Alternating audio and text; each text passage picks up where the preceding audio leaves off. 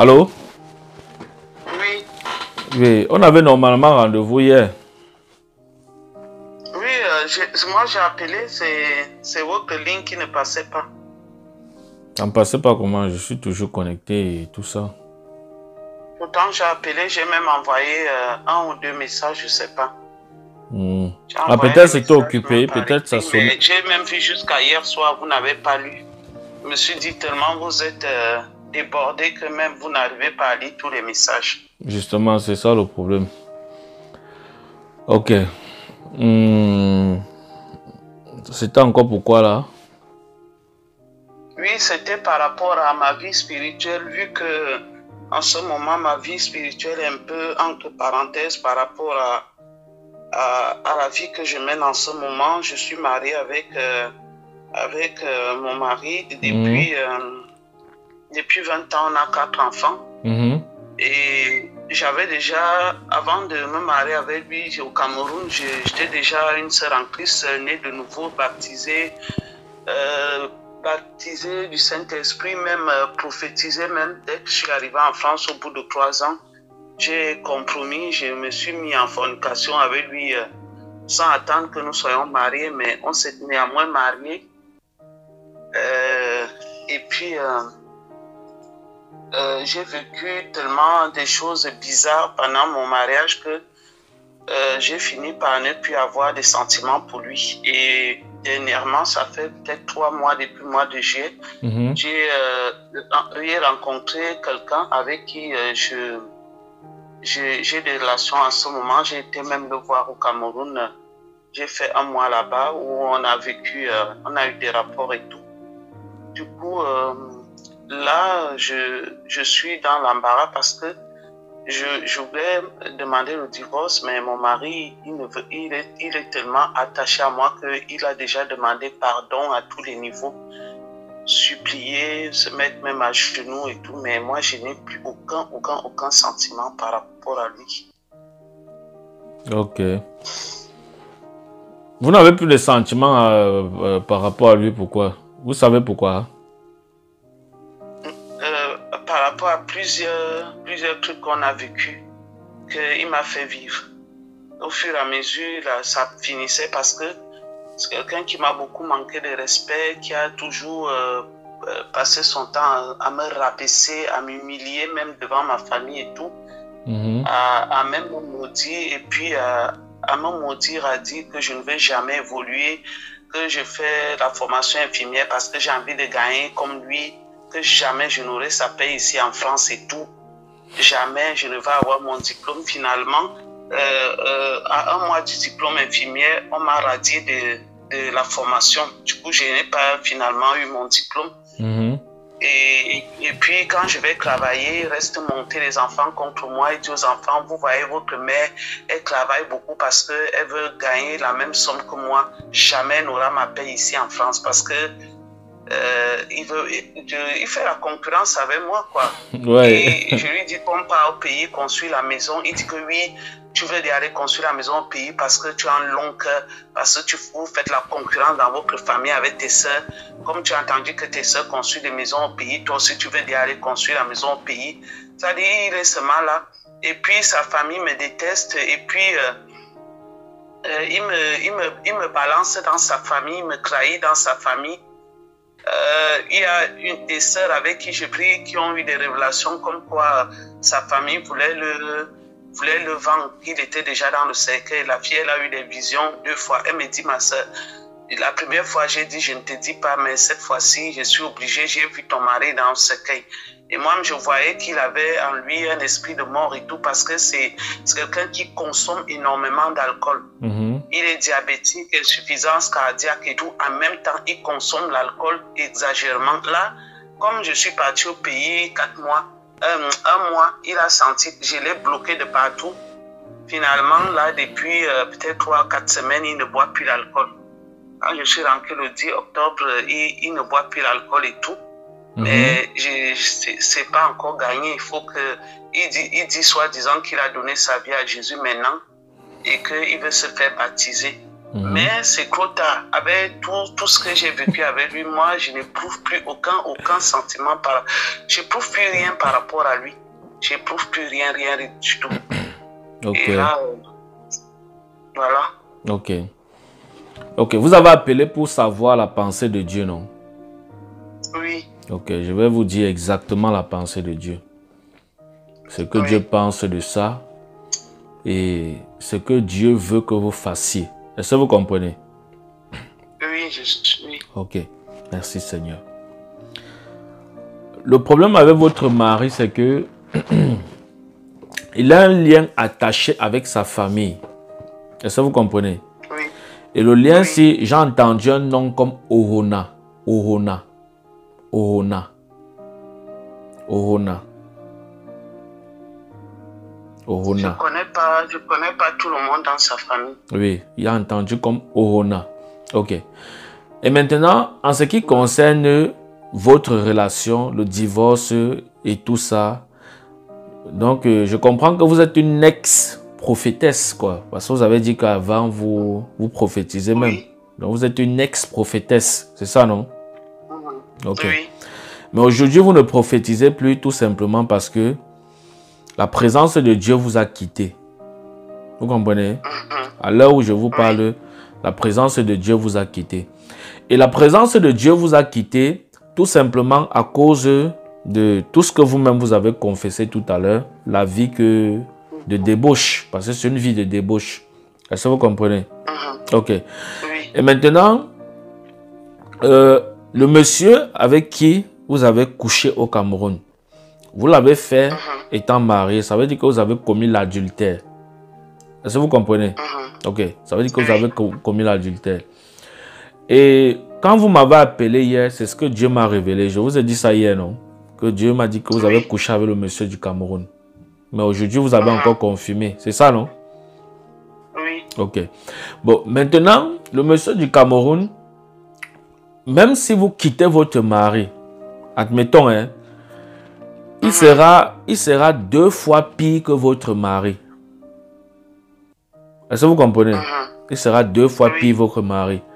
Et je vous vois dans l'avenir, si vous quittez votre mari, vous n'allez même pas épouser le monsieur dont vous êtes amoureux au Cameroun là. Le monsieur du Cameroun là, vous n'allez même pas l'épouser. Est-ce que vous comprenez? Vous n'allez pas l'épouser. Ok. Bon, maintenant, en ce qui concerne maintenant votre mari, c'est vrai, il a fait tout ce qu'il a eu à faire et tout ça. Mais il y a ce qu'on appelle le pardon. Vous comprenez? Il y a ce qu'on appelle le pardon. Si quelqu'un vous a même offensé, même si vous a tué quelqu'un, et que cette personne, vous-même, vous confessez, comme vous avez confessé là, qu'il a déjà laissé l'alcool, ça fait 4 semaines. C'est déjà un pas en avant, c'est déjà bon. Et si vous voyez déjà ce genre de changement, ça veut dire que Dieu est en train de l'amener à la raison. C'est-à-dire, il est spirituellement en train d'être restauré. Est-ce que vous comprenez? Voilà. Et maintenant, voilà. Et maintenant, votre mari, il est tellement amoureux de vous que lui-même, il a été touché qu'il faut qu'il change. Vous comprenez? Donc, son pardon envers vous, ce n'est pas un pardon hypocrite, c'est un pardon de quelqu'un qui veut sauver son mariage. Est-ce que vous comprenez? Ok. Donc, ça veut dire que, à cause du fait qu'il est en train de vouloir changer, vous deviez, vu que vous-même, vous n'êtes pas parfaite, vous êtes une adultérienne. Est-ce que vous comprenez?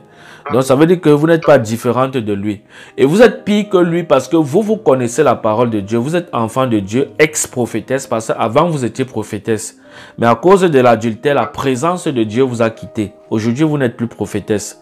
Est-ce que vous comprenez? Donc, c'est pour ça que j'ai dit ex-prophétesse. Ok.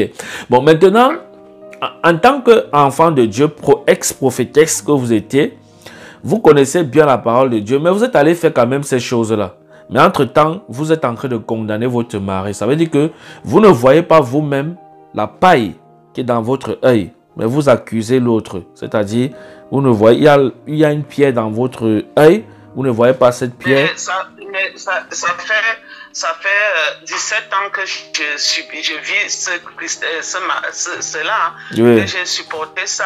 Il m'a a eu 2 enfants avec une autre femme. Et j'ai quand même supporté, j'ai supporté. Et puis même, j'ai eu plusieurs attaques dans mon lit conjugal avec lui les 2 mois, au mois de juillet, août. J'ai eu des attaques où j'ai failli mourir. Et c'est pour cela que j'ai fui le lit conjugal. J'ai fui le lit conjugal parce que lui-même, je le soupçonnais d'être quelqu'un qui n'est pas bien. Vu qu'une fois, j'ai eu 3 visions par rapport à lui qui se dédoublaient. Il se dédoublait et il sortait de lui, il me regardait pendant que je dormais. J'ai vu ça et le matin, je lui ai demandé que ça veut dire quoi. Je l'ai vu sortir de son corps et puis il me dit qu'il ne connaît pas les trucs comme ça. Non, il vous a dit la vérité, il ne connaît pas. C'est le diable. Je vous ai dit que tout ça, ça sort de sa famille. On est en train d'utiliser son esprit pour vouloir vous troubler et vous manipuler le foyer. Vous comprenez? En réalité, dans l'esprit, votre mari n'est pas sorcier. Il n'est rien de tout ça. Il ne connaît pas ça. Est-ce que vous comprenez? Mais la personne qui se cache derrière ça dans sa famille s'appelle Oona. J'ai entendu comme Oona. Est-ce que vous comprenez? Donc il y a un certain Oona dans sa famille qui est en train de faire ces choses-là. Ok. Maintenant, le problème c'est que votre mari, il est innocent. Donc quelqu'un, les sorciers utilisent son visage pour vous mettre dans la confusion. Est-ce que vous comprenez? Voilà pourquoi vous êtes troublé. Mais maintenant, si vous étiez dans la présence de Dieu, toutes ces choses n'allaient pas arriver. C'est tout simplement parce que vous n'avez plus la protection de Dieu. Voilà pourquoi vous êtes dans toutes ces choses qui vous arrivent. Est-ce que vous comprenez? Donc maintenant, le conseil que je vais vous donner, c'est que, déjà ce que je vais vous dire, c'est que si vous divorcez, c'est une très grave erreur. Parce que si vous divorcez, vous n'allez plus jamais vous marier. Ça, c'est clair. Si vous divorcez là, c'est fini. Vous n'allez plus jamais vous marier. Est-ce que vous comprenez? Écoutez bien ce que je dis. Si vous divorcez, vous n'allez plus jamais vous marier. Donc, soit vous allez rester comme ça jusqu'à votre vieillesse, peut-être vivre toujours dans la fornication ou l'adultère et mourir alors en enfer, ou soit vous allez rester comme ça là et ne rien faire et servir votre Dieu. Donc, vous avez 2 choix. Est-ce que vous comprenez? Oui. Voilà. Donc, ça veut dire que le divorce actuellement n'est pas la bienvenue dans votre maison. Parce que si vous divorcez, j'ai vu ça, vous n'allez plus jamais vous marier. Mais par contre... lui-même, il me dit ici. Ah, c'est ce qu'il vous dit. Ok. Peut-être c'est un prophète, même il ne connaît pas. Il a un don prophétique. Ok, donc moi, en tant qu'homme de Dieu, en tant que prophète de l'Éternel, selon ce que l'Esprit de Dieu, voilà, me parle à votre sujet, je vous conseille de vous réconcilier avec Dieu et de réconcilier votre foyer et de le recommander entre les mains de Dieu. Et vous allez voir comment tout va devenir normal. Est-ce que vous comprenez? Parce que celui du Cameroun là, actuellement que je vous parle là, j'entends comme dimanche. C'est comme si dimanche, il a même couché une femme. Est-ce que vous comprenez? Celui du Cameroun là. Oui. Je l'ai vu comme dimanche. Il a couché une femme. Même si ce n'est pas dimanche, dans la mer, je vois plus dimanche. C'est vrai parce que, hey. C'est vrai parce que même aujourd'hui, toute la nuit, il avait disparu. Parce que de nuit, normalement, il m'appelle souvent, même à minuit, on cause jusqu'à 3 h du matin. Oui. Il avait disparu, il a éteint son téléphone, même cette nuit aussi. Voilà. Je me suis fâché avec lui, je me suis fâché et il m'a juré que non, il n'a rien fait. Non, c'est un bandit. Dites-lui que vous avez causé avec un loin de Dieu, avec un prophète de l'Éternel, qui vous a révélé qu'il a couché avec une femme. Est-ce que vous comprenez? Voilà. Il a couché avec une femme. Donc, c'est pour ça que je vous ai dit que celui-même du Cameroun dont votre cœur est attaché là, vous perdez votre temps parce que vous n'allez jamais l'épouser. Est-ce que vous comprenez? Vous n'allez jamais l'épouser. Oui. Donc, c'est un bandit. Il vole les fesses des femmes. Est-ce que vous comprenez? C'est un bandit. Il a quel âge? Il a 37 ans. 37 ans. Et vous avez quel âge? 47. 47 ans. Donc, c'est votre petit frère. Mais vous n'entendez pas ça. Oh my God. Hein?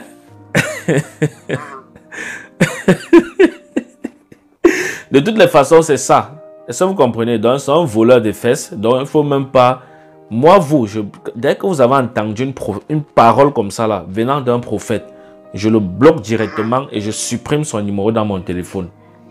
Parce que dans sa tête, écoutez l'Esprit de Dieu. Oh my God. Mes yeux sont ouverts. Oh, écoutez l'Esprit de Dieu. Dans sa tête, vous êtes comme son sponsor.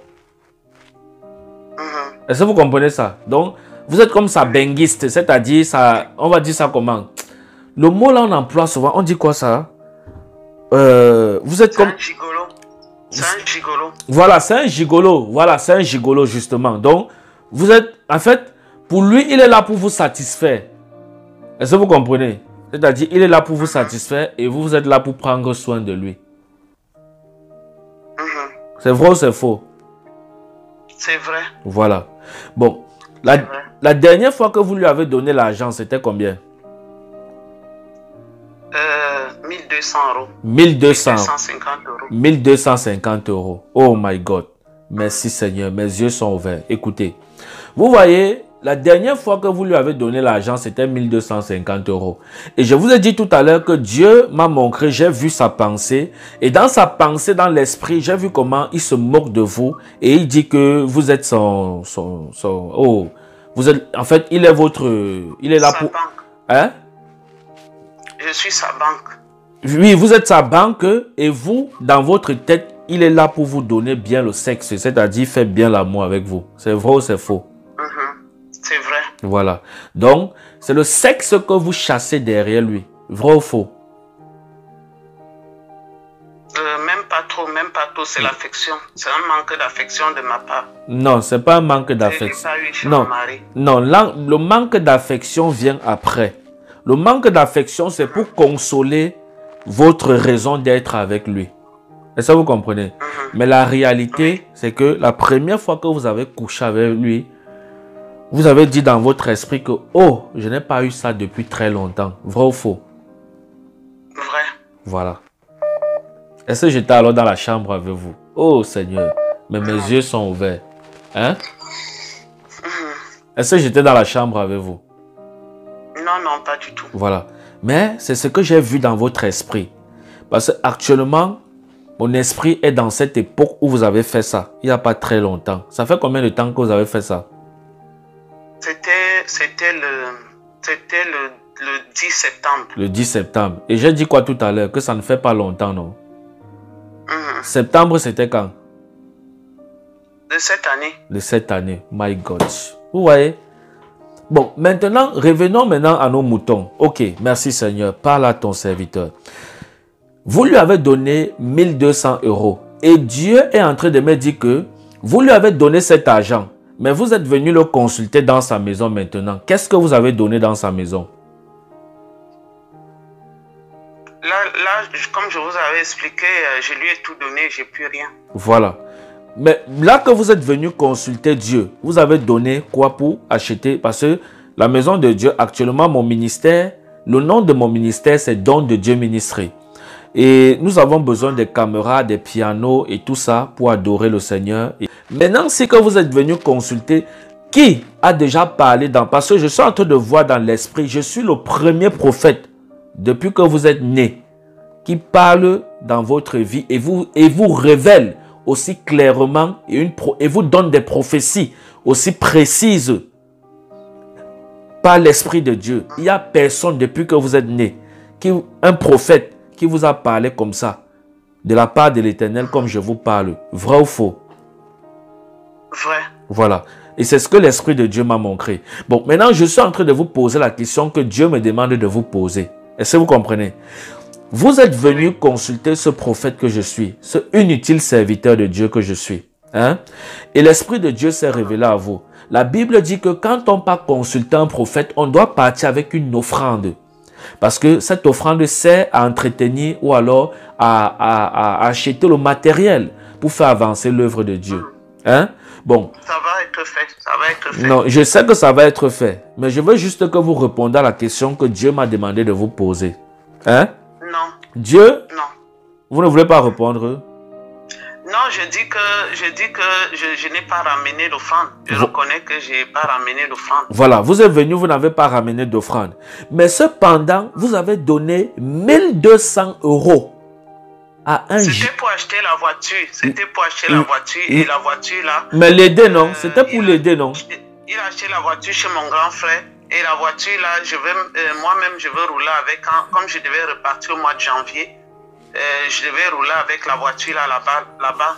C'est comme si c'était aussi ma voiture. Non, parce qu'il ne pourra pas me le refuser. Non, ce n'est pas votre voiture. La voiture là, c'est pour lui.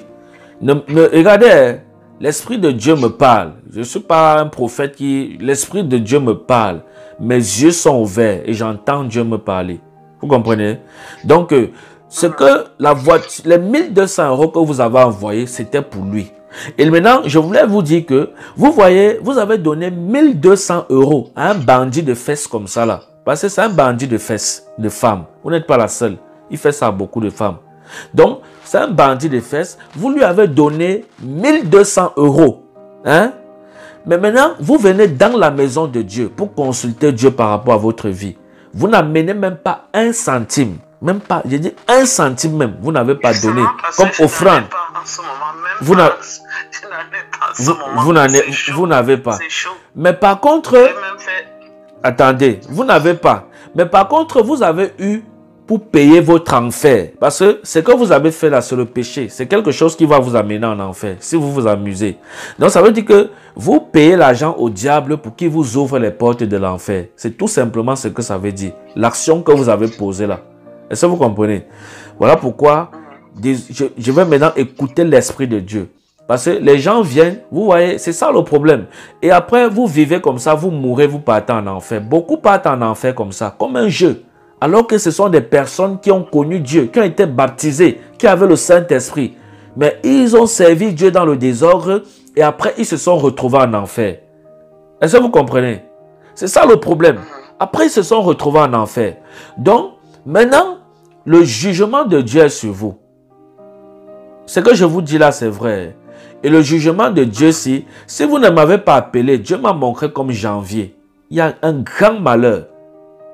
Même si je ne prie pas pour vous là maintenant, c'est-à-dire on se sépare, on se quitte. Il y a quelque chose de pire qui va vous arriver en janvier. Et ça sera le jugement de Dieu contre vous. Ce n'est pas que c'est Satan le problème.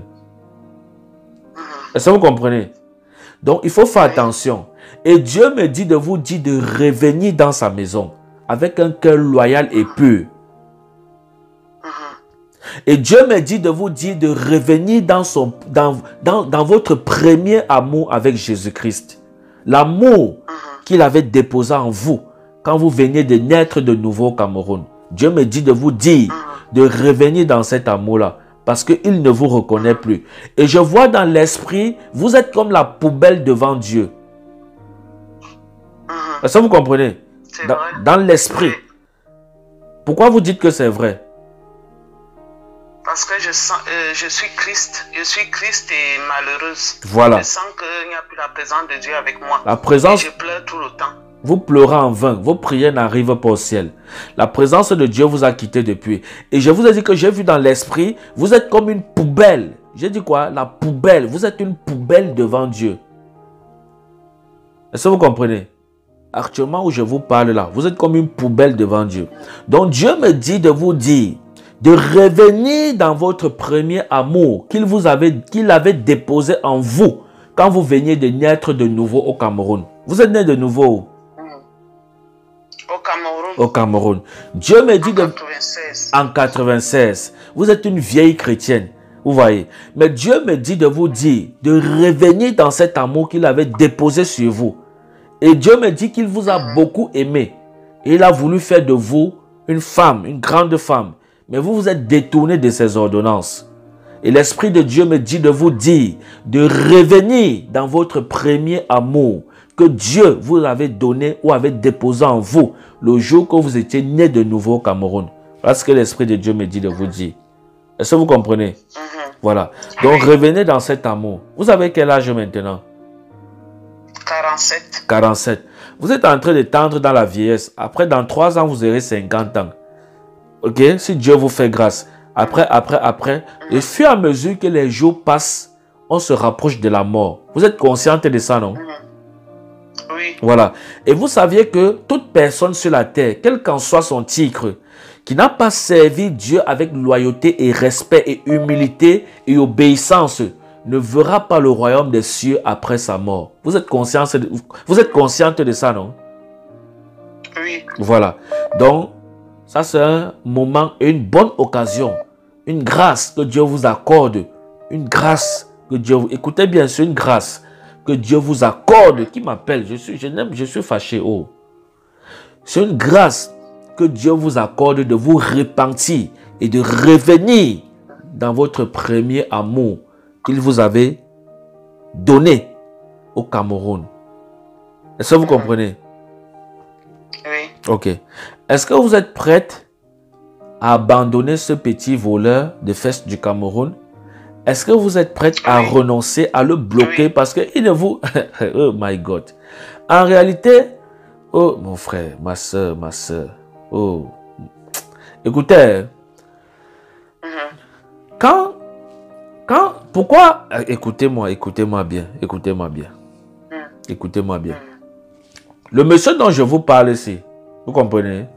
Oui. Le monsieur dont je vous parle ici, je vois comme un vêtement, j'ai vu comme un tissu, un pagne rouge autour de lui. Un pagne rouge autour de lui. Oui. Et sur le pagne rouge, j'ai vu comme les coris. Vous connaissez les coris blancs là? Les coris. Oui. Voilà, j'ai vu comme ça. Écoutez bien. C'est-à-dire, vous-même, vous avez besoin d'une délivrance. Parce que, vraiment, c'est quelqu'un, en fait, il n'est pas normal. Est-ce que vous comprenez? Je sais. Je sais. Lui-même, il dit que c'est lui qui me protège. Voilà. Il dit, tu ne sais même pas à qui tu as fait. C'est parce que tu as vu ma nudité. En fait, c'est moi qui te protège. Voilà.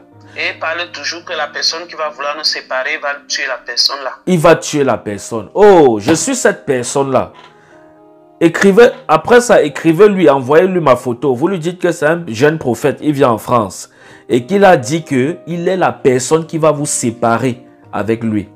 Est-ce que vous comprenez? J'aime ce genre de défi. Oui. J'ai prié pour quelqu'un, un béninois. Il m'a appelé, il avait, je ne sais pas quel problème, je ne me rappelle plus. J'ai prié pour lui. Et puis il parle toujours d'aller se laver, d'aller se purifier et tout. Voilà. Il est quelqu'un de bêtois, qu'il se purifie, se lave et tout ça. Voilà. Et c'est pour ça, est-ce que vous m'avez dit ça avant que je ne vous dise que j'ai vu un tissu rouge et les coris? Non. Voilà. Non, j'ai rien dit. Voilà. Donc vous confirmez que c'est Dieu qui parle. Hein? Oui. Parce que un prophète est un don pour l'église. Voilà pourquoi vous deviez prendre soin des serviteurs de Dieu. Vous deviez prendre soin des prophètes. C'est impossible d'appeler un prophète comme ça sans une offrande. C'est impossible. C'est pas bon. Est-ce que vous comprenez? C'est impossible. C'est comme une malédiction même. Mais les enfants de Dieu ne connaissent pas ça. Je suis dans le ministère prophétique. Je connais les lois prophétiques. Je ne suis pas dans le pastoral. Est-ce que vous comprenez? Je ne suis pas un apôtre. Bien que j'ai déjà vu le Seigneur Jésus-Christ. Est-ce que vous comprenez? Mais... Donc c'est quelqu'un qui pratique beaucoup alors. Justement, c'est quelqu'un qui pratique, comme je vous ai dit tout à l'heure. Et maintenant, je vous ai dit que, dites-lui que c'est moi qui sera la personne qui va vous séparer avec lui, au nom de Jésus. Est-ce que vous comprenez? Voilà. C'est fait. Voilà. Et je vous ai... parce que je vais le bloquer. Voilà. Et je vous ai dit tout à l'heure que j'ai prié pour quelqu'un comme ça du Bénin et les vaudous qu'il avait attachés sont venus pour m'attaquer dans la nuit. Mais je les ai brisés au nom de Jésus. Il y a aucun... Moi, je prie pour les gens tout le temps. Et les sorciers qui les dérangent ou alors les magiciens qui dérangent ces personnes, ils reviennent m'attaquer dans la nuit quand je dors. Mais personne, il n'y a pas un sorcier qui est venu m'attaquer dans la nuit et il s'est en sorti. Je les détruis toujours au nom de Jésus. Est-ce que vous comprenez? Amen. Parce que Dieu m'a fait vieillir dans l'esprit. Je ne suis pas quelqu'un qui joue avec le nom de Dieu. Je connais le Dieu que je sais. Dieu m'a amené au ciel 3 fois. Et je sais ce que mes yeux ont vu. Donc, je ne suis pas là pour m'amuser avec le nom de Dieu. Voilà pourquoi le sorcier qui va tenter le feu, il va mourir. Je vous dis la vérité. Est-ce que vous comprenez? Voilà. Oui. Donc, écoutez bien ce que je vous dis. Donc, maintenant, vous deviez vous repentir. Vous comprenez? Vous deviez vous repentir. Oui. Vous deviez vous repentir. Et vous deviez demander pardon à Dieu. Et vous deviez abandonner ce monsieur-là. Est-ce que vous comprenez? Vous deviez l'abandonner, oui. Vous Parce deviez qu'il va me l'abandonner. Il va me ruiner. Il vous a même bien mangé l'argent. Est-ce que vous comprenez? Vous l'avez connu comment? Oui. Vous l'avez connu comment? Par les réseaux sociaux. Voilà. Il a vu mon nom sur Facebook et il a commencé à me contacter. Je l'ai repoussé longtemps, plusieurs fois. Il a insisté, j'ai fini par céder. Voilà. Et vous n'avez pas cédé parce que vous voulez céder. Dieu m'a dit que c'est une pratique qu'il avait fait avec vous qui vous a fait céder. Est-ce que vous comprenez? Je sais, j'ai senti ça. Voilà. Même ma cousine m'a dit ça, que toi qui es si chrétienne et tout ça, a fait ça. Je sens que le monsieur l'a marché avec ton nom. Voilà. Ma cousine du Cameroun, parce que elle était au Cameroun. Il y avait souvent, je dors comme ça, le Seigneur me montre l'étude par rapport à elle. Je l'appelle, je lui dis que tu veux aller au village, ne prends pas la voiture. Elle me dit comment tu as su? J'ai dit le Seigneur vient de me montrer, ne pas au village. Parce qu'il y a un truc qui t'attend là-bas. Elle dit waouh, moi aussi j'ai ressenti ça. Et quelqu'un m'a dit de ne pas. Et à chaque fois, dès que même tous les sœurs avec qui je prie au Cameroun, dès que je dors seulement comme ça, ça me fait comme un film, je passe, je dis non. La personne me dit comment tu as su? Je dis j'ai vu ça. Voilà. Et depuis que je suis avec lui là, depuis juin là, j'ai plus aucune révélation. Voilà. Parce que la présence de Dieu vous a quitté à cause du péché. Vous voyez un peu.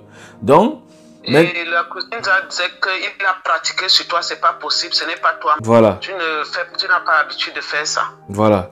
Donc, maintenant, ce que nous allons faire, c'est que je vais prier pour vous. Vous comprenez?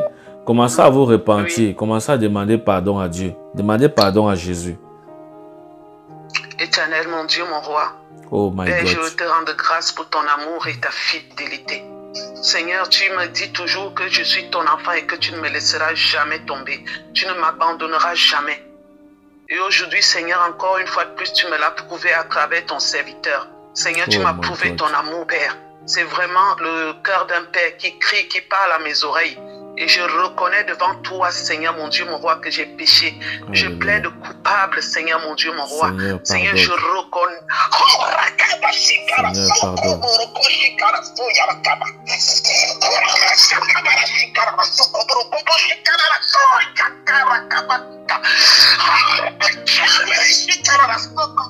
Seigneur, pardonne. Oh Seigneur, Dieu de gloire. Alléluia, Seigneur, je te pardonne, Seigneur, pardonne-moi, Père. Au nom de Jésus. Seigneur, je me repens, Seigneur, devant ton corps de grâce. Au nom de Jésus. Je me repens, qui suis-je, Seigneur, pour que tu me lâches, Seigneur. Au nom de Jésus. Seigneur, pour que tu te mettes en colère contre moi. Pardonne, Seigneur. Souviens-toi de là où tu m'as pris, Seigneur, et pitié, Papa. Je te demande pardon, Seigneur. Pardonne-moi. Seigneur, pardonne. Au nom de Jésus. Pardon. Et je prie, Seigneur, que tu me ramènes à la maison. Seigneur, je te tends ma main, Seigneur, ce matin. J'accepte que tu me ramènes à la maison, Seigneur. Je reconnais que je suis retourné à mes vomis, Seigneur. Et je prie, Père, que par le sang de ton Fils Jésus-Christ, Papa, qui crie plus fort que le sang de tous les sacrifices, Seigneur. Pardonne au nom de Jésus. Pardonne, Seigneur. Seigneur, que tu remettes le linteau du sang de l'agneau, Seigneur. Sur tous les linteaux de ma vie, Seigneur, de mon âme, de mon esprit, de mon être entier, Seigneur. Que l'esprit de mort qui pèse sur moi, l'esprit de la condamnation, me quitte, Seigneur, maintenant. Au nom de Jésus. Amen. Oh Seigneur, merci. Seigneur, je bénis ton nom pour ta fille. Au nom de Jésus-Christ de Nazareth, je prie que tu pardonnes. Que ta présence, Seigneur, descende dans sa vie. Je prie que tu pardonnes de toutes ses erreurs. Pardonne, Seigneur, ses péchés. Pardonne, Seigneur, l'adultère. Pardonne, Seigneur, les choses qu'elle a eu à faire. Pardonne de tout, Seigneur, au nom de Jésus-Christ de Nazareth. Laisse que ta flamme se réallume en elle. Laisse que ta lumière, ta présence redescende sur sa vie. Au nom de Jésus-Christ de Nazareth. Père, je prie pour ta grâce dans sa vie. Au nom de Jésus-Christ de Nazareth. Père, je prie pour ta grâce dans sa vie. Au nom puissant de Jésus-Christ de Nazareth. Seigneur, pardonne ta fille. Pardonne au nom de Jésus. Pardonne au nom de Jésus. Au nom de Jésus-Christ de Nazareth. Alléluia. Père, pardonne au nom de Jésus. Laisse que ton sang, Seigneur, pénètre dans son esprit maintenant. Au nom de Jésus-Christ de Nazareth. Père, je prie que tu pardonnes. Au nom de Jésus-Christ de Nazareth. Que tout ce que les marabouts avaient mis en elle la libère. Que tout cela sorte maintenant. Au nom de Jésus. Que toute incantation qu'avait fait, Seigneur, ces personnes sortent sur elle maintenant. Au nom de Jésus-Christ de Nazareth. Père, je prie que cela sorte de son ventre maintenant. Au nom de Jésus-Christ de Nazareth. Que cela sorte de son ventre maintenant. Au nom de Jésus-Christ de Nazareth. Que cela sorte maintenant. Au nom de Jésus-Christ de Nazareth. Amen. Merci Seigneur parce que tu le fais. Père, je prie au nom de Jésus qu'elle soit déclarée libre maintenant par le nom puissant de Jésus. Merci Seigneur au nom de Jésus. Amen. Amen. Amen. Amen. Amen. Amen. Merci Seigneur. Le Seigneur vous a restauré. Merci Seigneur. Pendant qu'on priait, qu'est-ce qui s'est passé? J'ai vomi et j'ai senti une puissance descendre à moi. D'accord. Et vous avez vomi? Oui. D'accord. Et vous avez senti une puissance descendre à moi et après j'ai vomi. Après vous avez vomi. Dieu vous a libéré. Que Dieu vous bénisse. Vous voyez que la distance n'est pas une barrière. Tout ça, ça se passe au téléphone. Dieu est fidèle. Et Dieu m'a dit, je t'ai établi prophète de la nouvelle génération. Donc tous ceux qui sont prisonniers dans les mains du diable, ils seront libérés. Il faut seulement que les gens m'appellent. Les gens m'appellent, ils vont confirmer. Ils seront libérés. Le diable aura honte. Amen. Ok. Amen. Que le Seigneur vous bénisse. Donc maintenant, vous avez pardonné à votre mari, non? Oui. Voilà. Ça fait combien de temps que vous n'avez pas fait l'amour avec votre mari? 6 mois. 6 mois. Donc il faut recommencer. Vous comprenez, non? Recommencer et soyez en paix avec lui. Il y a plus, c'est bon. Vous comprenez, non? Et si vous constatez que il fait quelque chose qui est anormal, appelez-moi, demandez-moi. On va comprendre ce que Dieu dit par rapport et je vais vous dire. Est-ce que vous comprenez? Amen. Voilà. Donc ne laissez pas que tout va venir seulement vous distraire dans votre foyer. Non.